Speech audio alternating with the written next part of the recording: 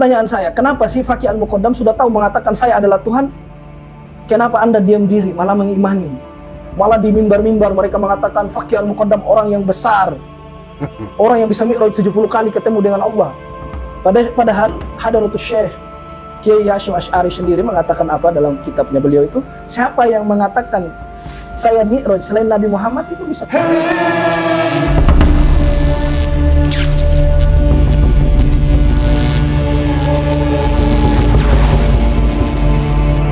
Di Yaman itu teman-teman, yang saya pahami selama ini berdiri sama tinggi, duduk sama rendah di sana itu. Karena sangat banyak kabilah di Yaman itu yang lebih terhormat daripada Ba'alawi itu sendiri. Yang lebih terpandang. Di antaranya kan yang terpandang di Yaman itu kan seperti kabilah Al-Kathiri yang pecahannya bin Tholib dan yang lainnya itu. Itu kan memang kabilah perang, kabilah yang memang disegani di Hadramaut itu sendiri ya. Yeah. Jadi tidak benar kalau ada yang mengatakan di Yaman itu mereka itu sangat muktabar, sohro, terkenal, seperti yang ada di Indonesia. Oke. Seperti itu. Jadi gini ya teman-teman, Gus, saya itu memang beberapa minggu saya fokus tentang tokoh yang bernama Fakih Al-Muqaddam ini. Banyak sekali tempat-tempat daerah yang saya datangi, seperti Aden, Mukalla, Dole, terus juga Taiz. Saya datangi kota Hadramaut ini yang menurut saya adalah kota yang besar. Apalagi Aden sekarang kan jadi ibu kotanya Janub. Kan pecah menjadi dua sekarang, Janub sama Shimal. Utara besar. Karena perang saudara ini yang terjadi di Yaman. Terus yang kedua, bahwasanya beberapa kali saya tanya orang-orang Yaman tentang Fakih Al-Muqaddam, itu tidak ada yang kenal ya, karena sudah banyak ya di lab, di video waktu di TikTok kan saya lab, saya tanya langsung kepada orang-orang Yaman di daerah-daerah yang besar ya. Yaman Selatan apa Yaman Utara? Yaman Selatan.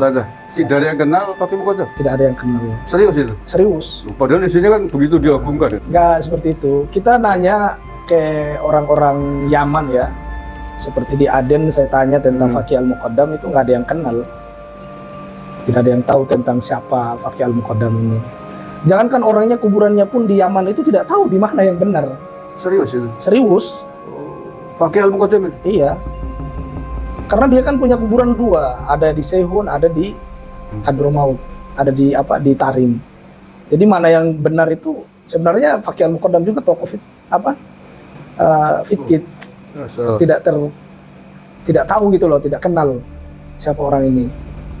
Ala kulli hal, yang namanya Fakih Al-Muqaddam ini karena memang saya datang sendiri di sana, saya tanya sendiri ke orang Yaman, tidak ada yang kenal. Tapi kalau Syekh Abdul Qadir Al-Jailani malahan lebih sohro. Oh begitu? Hatta penjual ikan kering, penjual sayur itu di pasar kenal. Di Yaman ya? Iya, Syekh Abdul Qadir Al-Jailani kalau ditanya mereka kenal. Oh, luar biasa ya. Berarti tidak hanya di Indonesia ya Syekh Abdul Qadir terkenal. Tidak hanya di Indonesia, di sana juga terkenal. Jadi berkaitan dengan Fakih Al-Muqaddam ini kan mereka mengatakan mi'raj 70 kali. Tapi memang itu bukan perkataan mereka sendiri ya, memang dalam kitabnya maktub yang namanya Syarah Ainiyah. Syarahul Ainiyah itu kan ada kitab. Fakih Al-Muqaddam kan ditanya oleh Arab Badui tentang ayat-ayat kullu nafsin dha'iqatul maut. Dia bilang ana laisa li nafasun, aku tuh tidak punya napas. Ya berarti dia ngaku Tuhan. Terus juga ditanya lagi kullu syai'in khaliq illa wajhi. Dia mengatakan ana min nuri wajhi. Jadi dia itu ditanya oleh orang Arab Badui, wahai Fakih Al-Muqaddam, bagaimana menurutmu tentang ayat setiap sesuatu pasti binasa kecuali wajahnya Allah Azza wa Jalla atau zatnya Allah itu sendiri. Dia menjawab, saya itu adalah zatnya Allah. Karena ini kufur. Tapi yang saya lebih lucunya lagi, mereka bantah di akhir-akhir ini, mereka mengatakan itu kan perkataannya orang yang fana atau istilahnya majdub, hilang akal lah. Tapi kita ketahui sendiri akidah tasawuf ini kita harus garis bawahi. Akidah tasawuf tidak dibenarkan orang yang majdub dijadikan referensi dalam berurusan syariat. Itu yang pertama. Yap. Kenapa saya mengatakan itu? Ulama-ulama tasawuf itu sepakat bahwasanya kenapa orang majnub itu tulisannya tidak usah dipakai, perkataannya juga tidak usah dipakai. Ya. Apa nanti suruh kita lempar diri ke atas gunung, kamu masuk surga kita mau ikut? Kan nggak mungkin. Ya. Makanya kalau saya lihat orang yang mengatakan saya adalah orang tasawuf paling tasawuf,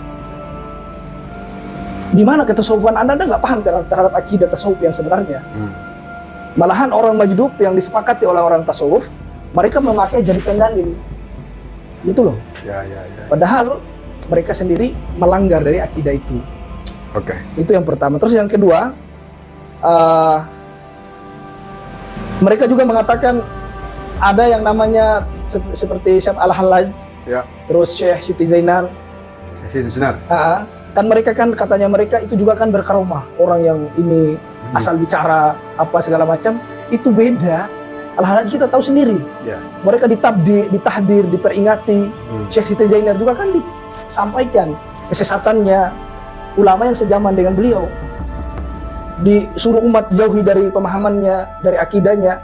Itu menunjukkan bahwasanya ulama yang bersama dengan Syekh Siti Zainar itu sudah mengingatkan dari umat. Pertanyaan saya, kenapa sih Faqih Al-Muqaddam sudah tahu mengatakan saya adalah Tuhan? Kenapa Anda diam diri, malah mengimani? Malah di mimbar-mimbar mereka mengatakan Faqih Al-Muqaddam orang yang besar. Orang yang bisa mi'raj 70 kali ketemu dengan Allah. Padahal Hadratus Syekh Kiai Hasyim Asy'ari sendiri mengatakan apa dalam kitabnya beliau itu, siapa yang mengatakan saya mi'raj selain Nabi Muhammad itu bisa kufur, keluar dari agama. Itu kita ini bukan hanya perkataan orang majdub, tapi termaktub dalam kitab itu. Di dalam kitab mereka kan tertulis itu, wa fi riwayatihi, dia mi'raj itu ada di dalam riwayatnya itu kan saya pernah baca di kitab ini, wa fi riwayatihi sab'a wa isyrina marrat, terus isyrina marrat, sab'a marrat. Dia itu bukan hanya 70 sab'una marrat. Jadi 70 kali dia mi'raj, kadang 25 kali dia mi'raj, di riwayat yang lain 7 kali dia mi'raj. Jadi ini bukan hanya dongeng, tapi memang ada di dalam kitab mereka dan mereka ajarkan dan mereka juga imani. Di Yaman diajarkan kayak itu, Tat? Selama ini saya nggak ada. Saya nggak pernah menemukan di Yaman ada seorang habib yang menceramahkan tentang Faqih Al-Muqaddam yang membesar-besarkan namanya. Hatta jangankan itu, Umar bin Hafid sendiri, mohon maaf ya, saya orangnya paling nggak suka panggil habib. Umar bin Hafid sendiri tidak pernah saya dapati satu kaul dia membesarkan Faqih Al-Muqaddam. Kira-kira kenapa itu di sana tidak pernah disebut-sebut di sini? Ya karena orang Yaman paham. Oke.